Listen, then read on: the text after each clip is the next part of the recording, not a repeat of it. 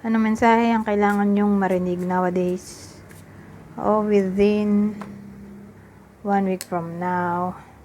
Take note na ang reading na to ay pwede ring mangyari agad-agad. At pwede ring tumama sa someone na kakilala nyo. Kung hindi tumama sa inyo, ay baka doon sa kakilala ninyo.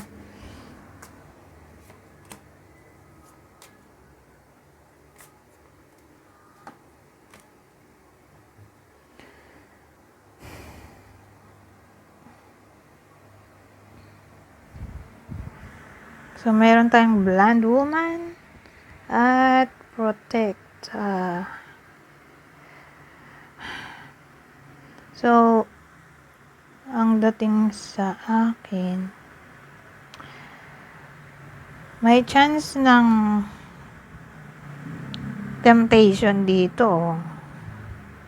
Kung dito temptation ay jealousy.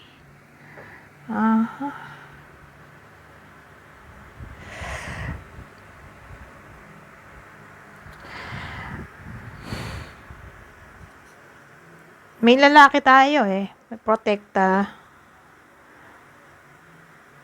Either yung lalaking to, yung magko-commit ng temptation o jealousy, o itong lalaking to, ang makaka-experience.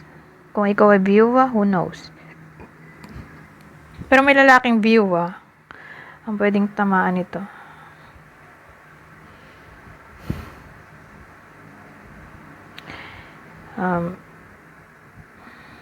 Ibang senaryo, halimbawa, nangyayari na to para sa iba sa inyo. Pero ito, itong sasabihin ko, applicable lang sa lalaki.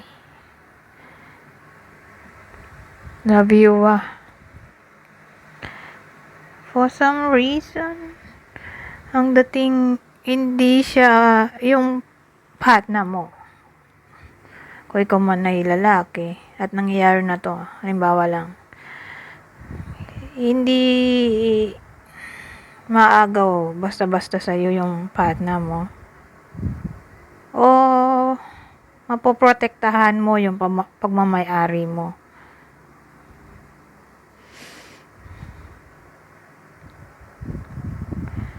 Ganun ang dating.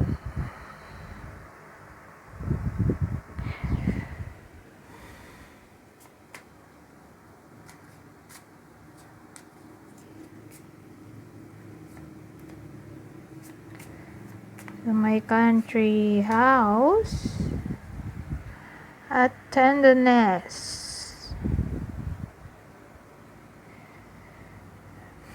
Country house tenderness. So, ang dating sa akin, wala masyadong ganap siguro. Kasi may bahay tayo dito. Within 1 week from now, yung iba sa inyo ay mukhang nasa bahay lang. O, hindi masyadong gagala. Ngayon, pag laging nasa bahay, expect na natin na baka kung anong maisipan nyo. So, beware. Okay?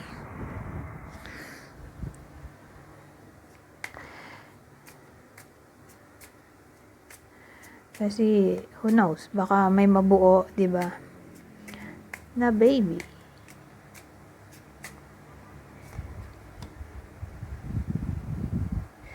Lalo na siguro kung babae, may babae tayo dito. Pero, regardless na siguro kung anong gender.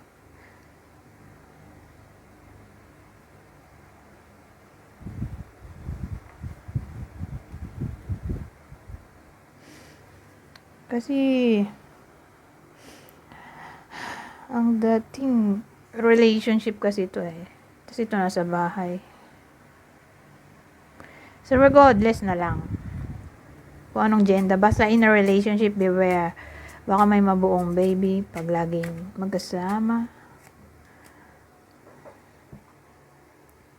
Kung ayaw, di ba? Beware. Pero kung gusto, di go. Ito, aleta anga. Ba't may anga? Anger? Aleta message. So, ang dating sa akin, makaka-receive ng letter o news. Ang iba sa inyo. Dahil may angga tayo dito, baka news o letter tungkol sa, ayan nga, angga o dispute, disagreement, arguments.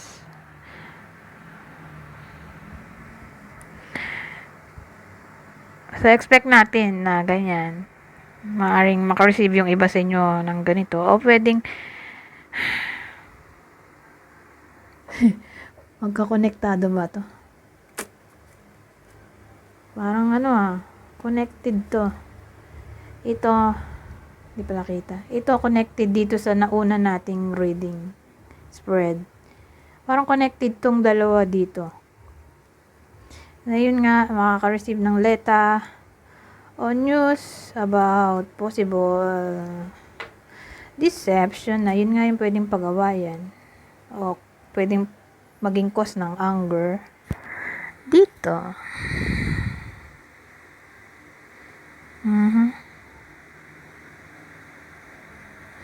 O anything na pwedeng may kinalaman sa trouble.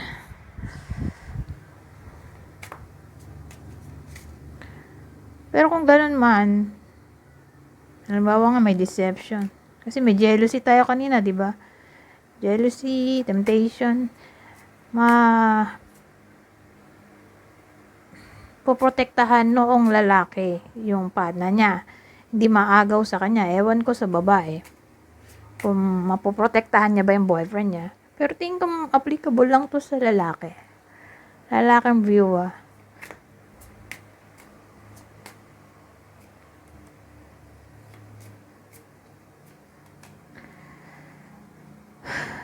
Well, may malady tayo dito. Trip to the country.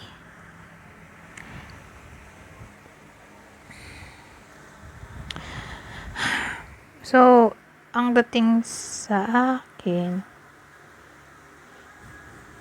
sabihin natin may schedule yung iba sa inyo ng meeting. Sabihin natin may yun nga, traveling o meeting somewhere. Mukhang di matutuloy for some reason.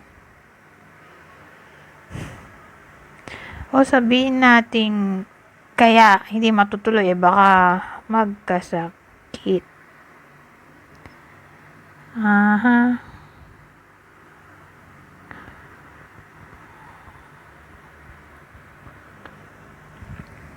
Pero kung ito ay may kinalaman sa pera,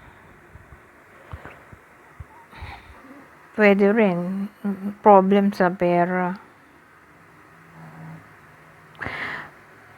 Pwede rin naman, kung di ganun ay someone na malapit sa iyo ay magkakasakit.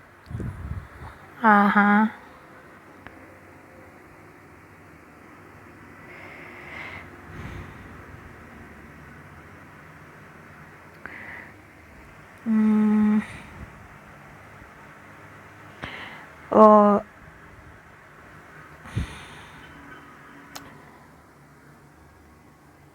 sabihin din natin na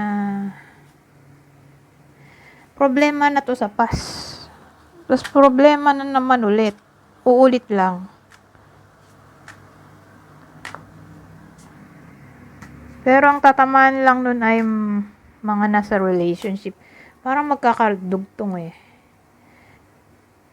Pero kung idudugtong-dugtong natin yung mga senaryo, nangyari na tong deception in the past. Tapos, uulit na naman. Same person siguro. Same third party. Para sa iba sa inyo. O same situation. Na ito na naman. Nangyari na to before. Tapos ito na naman. Umulit na naman. Pero again, tatamaan lang nito ay nasa relationship. Anyways, hanggang dito na lang. Goodbye. For now.